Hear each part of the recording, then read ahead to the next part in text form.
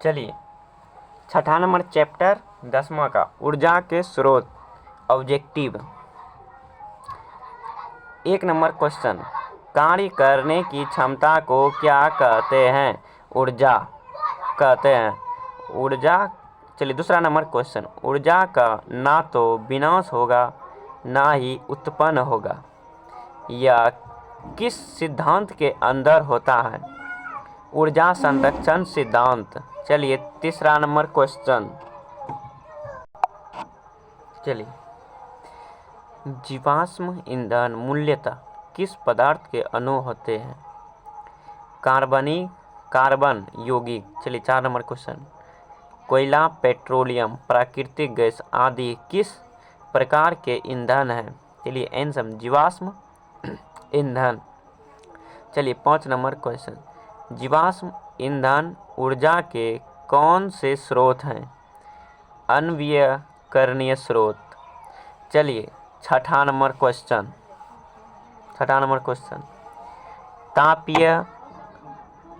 तापीय शक्ति संयंत्र में किस पदार्थ ऊष्मा की प्राप्ति की जाती है? कोयला।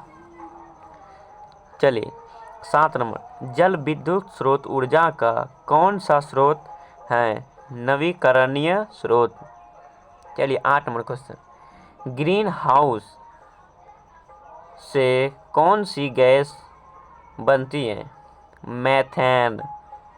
बायोगैस को सामान्यतः किसके नाम से जाना जाता है? गोबर गैस।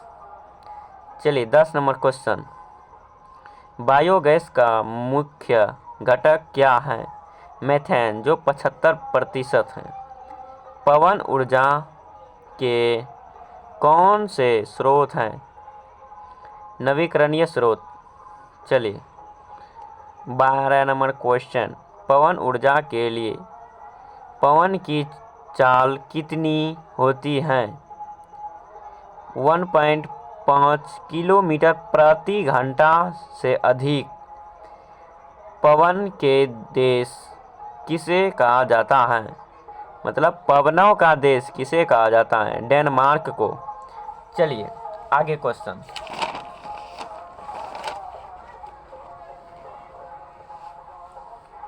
13 नंबर क्वेश्चन, डेनमार्क में कितना प्रतिशत विद्युत ऊर्जा की आपूर्ति पवन चक्की से की जाती है? 25% से अधिक। चलिए 14 नंबर क्वेश्चन, भारत में पवन ऊर्जा के उत्पादन में अधिक स्थान पे है? 5वां स्थान पे है। चलिए 15 नंबर क्वेश्चन, प्रति वर्ष भारत कितना किलोवाट घंटा से अधिक सौर ऊर्जा से प्राप्त करता है?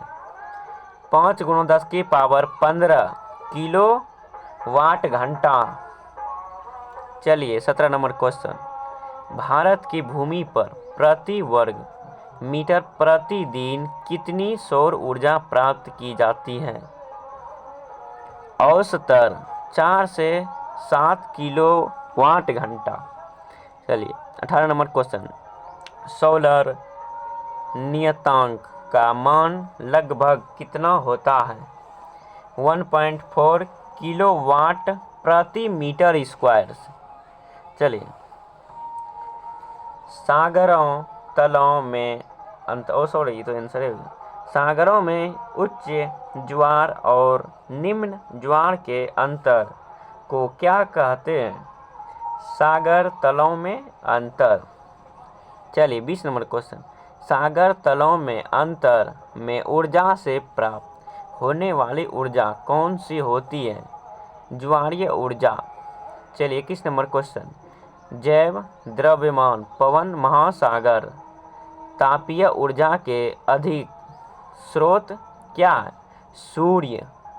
चलिए 22 नंबर क्वेश्चन, महासागर तापीय ऊर्जा से ऊपर और नीचे से ताप का अंतर कितनी होनी चाहिए या होगी? 20 डिग्री सेल्सियस या उससे अधिक। चलिए 23 नंबर क्वेश्चन, नाभिक के विखंडन में एक परमाणु पर न्यूट्रॉनों द्वारा बमबारी किया जाता है। यूरेनियम, प्लूटोनियम या थोरियम। चलिए 24 नंबर क्वेश्चन। नाभिक के विखंडन में विखंडित नाभिक का द्रव्यमान क्या होगा? और मूल नाभिक से क्या पता होगा? चलिए आगे आंसर कम होगा। चलिए 15 नंबर क्वेश्चन। नाभिक विखंडन के समीकरण क्या है? देख लीजिए, आपका समीकरण आपके सामने है। ये इसे आपको पूछने वाला ना है, ये नहीं के बराबर में है। चलिए, नाभिक के विखंडन के समीकरण में डेल्टा एम क्या सूचित करता है? चलिए आंसर मूल नाभिक और उत्पादक नाभिक के द्रव्यमान का अंतर। चलिए 27 नंबर क्वेश्चन। नाभिक के विखंडन का समीकरण किस वैज्ञानिक ने दिया था? अल्बर्ट आइंस्टाइन वैज्ञानिक 1905 ईस्वी में। चलिए 28 नंबर क्वेश्चन। नाभिक के विज्ञान में ऊर्जा को प्रायः किससे व्यक्त किया जाता है? इलेक्ट्रॉन वोल्ट से, जिसे ईवी से नियुक्त किया जाता है। एक इलेक्ट्रॉन वोल्ट का मान होता है 1.602 गुना 10⁻⁻19 जूल। चलिए 30 नंबर क्वेश्चन। एक परमाणु द्रव्यमान मात्रक ऊर्जा के कितने मेगावाट के बराबर होता है? 931 मेगावाट। चलिए 31 नंबर क्वेश्चन। परमाणु बम किस सिद्धांत पर कार्य करता है?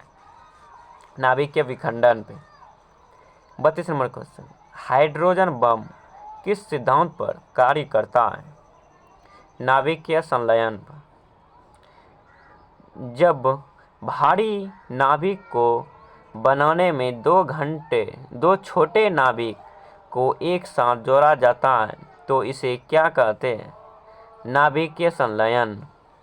चलिए, नाभिक के संलयन में हल्के नाभिक के रूप में किस परमाणु का उपयोग किया जाता है?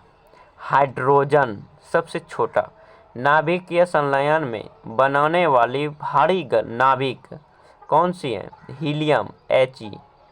नाभिकीय संलयन की अभिक्रिया है 2H+ 2H reaction 3He + N। चलिए अब आगे क्वेश्चन।